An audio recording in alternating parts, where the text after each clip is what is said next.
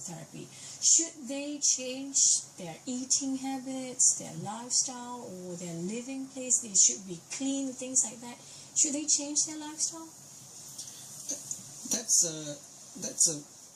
That's something that all my patients ask me. I feel a bit like a lifestyle guru sometimes. Okay. But I think those are very, very reasonable questions to ask. Right. So what I generally recommend for my patients that they just lead a healthy lifestyle and have a healthy diet. Right. And what consists of a healthy lifestyle and healthy diet, I think we all probably know, or at least we know instinctually what that involves. So a diet which is high in fresh fruits and vegetables, low in fatty foods and carbohydrates, reasonable amount of exercise, good sleep, good relationship with your family and friends, and good spiritual well-being. So I think these are the things which can help take the patient through that cancer journey. Right. Not only does it improve your mental state, and I think a positive mental state is absolutely critical on your way to recovery. But it also improves the immune system. So as you get enough rest, as you get enough nutrients, your immune system remains stronger. I see. So you get positivity in your life. Positivity. All right. So we need to go for another short break, and when we come back, we'll talk more on this matter right here on Hello Malaysia. Specifically on lung cancer. And before we went for a break, we were talking about treatments to treat either it's lung cancer or any kind of cancers you have. So we mentioned the first one was the pill, and then we also mentioned the ever popular chemotherapy, and there's the other one that I've never heard of it. It's immunotherapy. What's that, doctor? That's really, really new. Okay. In the sphere of oncology. It's literally just come out in the last 1 or 2 years. Wow, that's really new. And it's very timely that you mentioned this treatment because you probably read the news articles in the last week. Former President Jimmy Carter in the US developed a very aggressive form of cancer called melanoma. So it rises in the skin and it spreads really quickly around the body. I see. So unfortunately for President Carter, it had already gone to the brain. Wow. And once melanoma reaches the brain, we really had no way to treat this disease, this aggressive, horrible disease. Wow, okay. So President Carter went for immunotherapy with a drug developed by a pharmaceutical company. So this drug is given into the body, and he recently announced on the papers, although in the media, although I don't have the clinical details. That's my caveat, that the disease in his brain had disappeared. Okay. Or disappeared. Right. So, but that's not surprising because this drug has the potential to have such dramatic effects. What is immunotherapy? Okay, if you don't mind, I'll just start at the beginning. Sure. So I mentioned in our earlier segment that tumor cells within our body are normally gotten rid of by our own immune system. Yes. However, these cancer cells are really, really smart. They're progressive as well. They're progressive.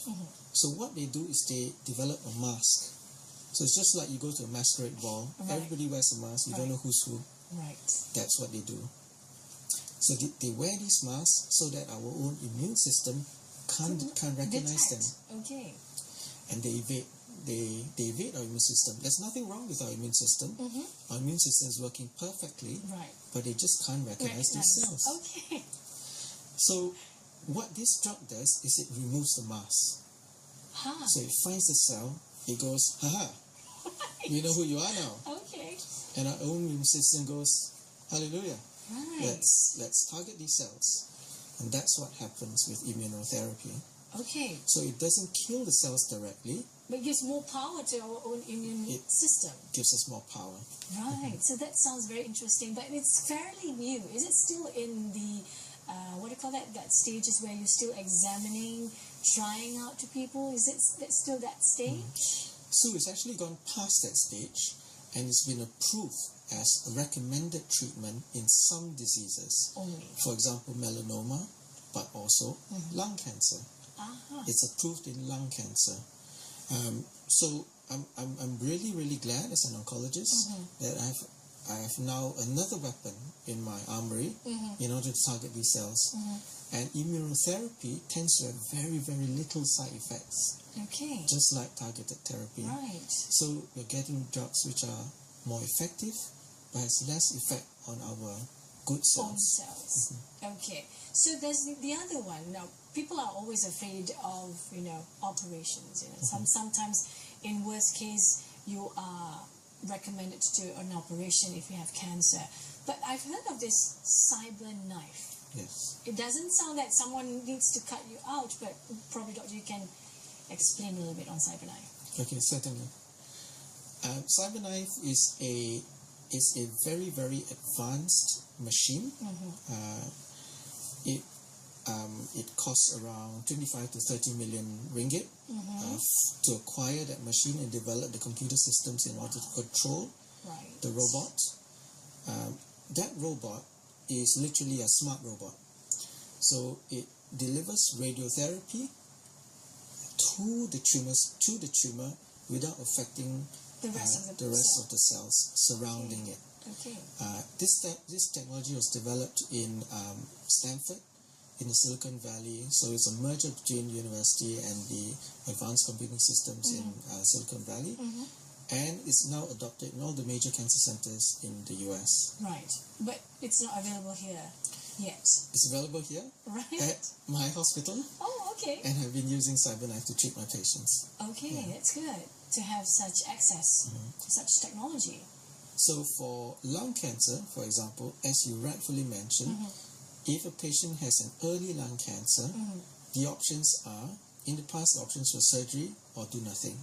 Who have diabetes, who have heart problems, they find it very hard to recover. Absolutely. So with Cyberknife, this is a bloodless, knifeless operation. Okay. The patient just lies down on a couch and the machine does all. To my old question, can you be cancer-free at the end of all this treatment? Can you be cancer-free? Cancer-free? Definitely yes. Okay. If you are detected at an early stage 1, the chances are higher. Stage 2, not so good. Stage 3, pretty dismal. Stage 4, unfortunately not. I see. So you can, if you can detect it as soon as possible. That's right. But it's hard to detect as soon as possible because it's hiding somewhere around you. So we are almost at the end of the show, Doctor. What would you like to tell the public on today's topic, or maybe advice to them? It's been a brilliant talk. I think we've covered a lot of areas. But I think just to summarize, I would like to say that lung cancer is a very common problem in Malaysia. So I think we really need to keep our eyes out for this condition. I think if you have symptoms which persist, so coughing out blood, pains, breathing problems, you really should seek a doctor. I would say things have changed tremendously over the past 10 years in terms of the treatment of lung cancer. We have, at early stages, the option of using intelligent machines such as Cyberknife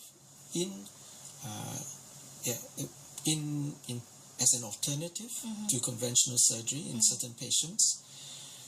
Further down the line, we have targeted therapies, treatments which target the tumor but try and spare the surrounding tissues. We have immunotherapy, which strengthens our own immune system to recognize these cancer cells. And this represents a fantastic paradigm shift in our ability to treat these tumors.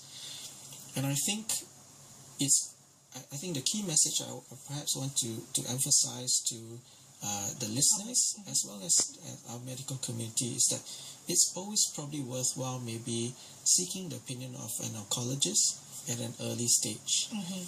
In the past, we may have felt that certain types of tumors or certain types of stages of tumors were not treatable, but that may not necessarily be true nowadays. Right. So it's always worthwhile having a friendly discussion with your local oncologist. Right. And we are all Your friendly people. Oncologist. I guarantee you, all of us are very, very friendly. Right.